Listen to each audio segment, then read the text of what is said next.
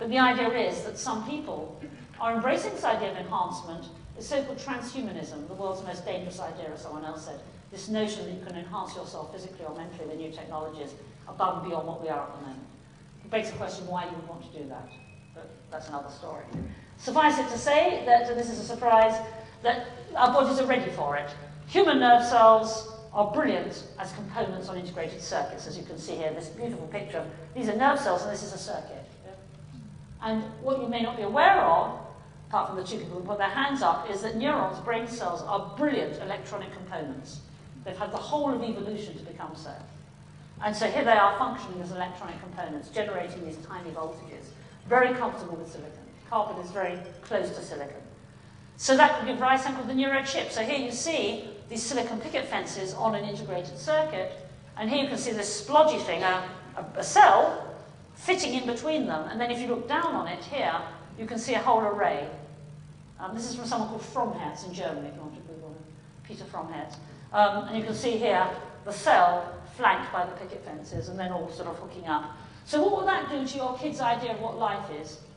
And I'm not saying this computer is conscious, far from it, but it's blurring very much the distinction between carbon and silica, between living and non-living, between artificial and biological. So, if you have chips on the brain on chips, you have chips in the brain. Some people think that yes, here we are doing our email, and here's someone, I don't know why he's smiling, or she's smiling because they've lost their body there, with the email being sent directly in. Well, that's not happening any day soon, but we are now seeing increasingly applications of people having brain transplants and being able, if they're paralyzed, nonetheless to will prosthetic arms to do things. It's quite amazing and very, very exciting in terms of medical advances, these brain implants. So this is the invasion. Now, of course, no one, unless they are very severely paralyzed or ill, is going to volunteer for brain surgery, but this I do find slightly sinister. It takes nothing and feels nothing to have electrodes on the surface of your brain. And already people are discovering that according to the EEG, the brain waves you generate, you can control the environment according to the certain signature of the brain waves. This has been used for kids with attention deficit problems and is already available commercially with this somewhat sinister commodity called play attention, where this helmet does the job of those electrodes and it will train the kid to concentrate or think in a certain way, that only when he or she generates certain brain waves will that drive certain things on the computer screen. Now, I think this is the sort of thing that is both worrying and exciting. I don't know if there's any teachers here. Would you really like to teach a class of children wearing red helmets? Would the children think that only when they put the helmets on they could learn? And how long is it before it's monitoring things coming out, it stimulates things going in? Just leave those thoughts with you. But that's on the market. You can see it's a commercial device. Yeah. So what is the future? This is the future. Yeah. Is it a sunrise or a sunset? And where do we place creativity? Those of you who are waiting to hear about creativity, I promise you, bear with me. It's coming quite soon. So here we have, I think, the options. The cyber world. I like this picture of the cyber world. Now, I call that the nobody scenario.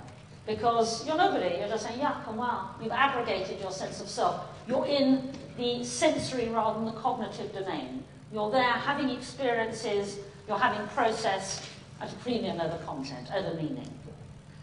If you do that, then you're neither particularly individual, and I would suggest you're not very fulfilled, you're just there in the moment.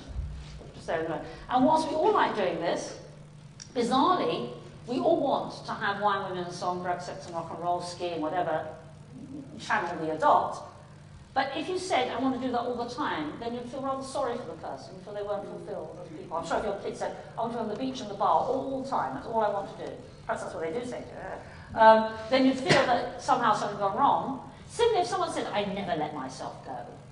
I never, I'm always on course, I'm never just relaxing. You feel sorry for them. So there's something that's strange about this, this techno world, but I think taken to extreme, as perhaps modern living might do, then we're not delivering really the best for fulfilling your human potential. There's the someone scenario. I've just used George Bernard Shaw again to see there's a someone. That's how most of us in the West will identify ourselves. You see yourself as someone different from someone else. How do you define yourself? This is from my colleagues of mine at the Royal Institution. And I'm sure they won't mind me sharing this. I just like more eyeing each other up. I just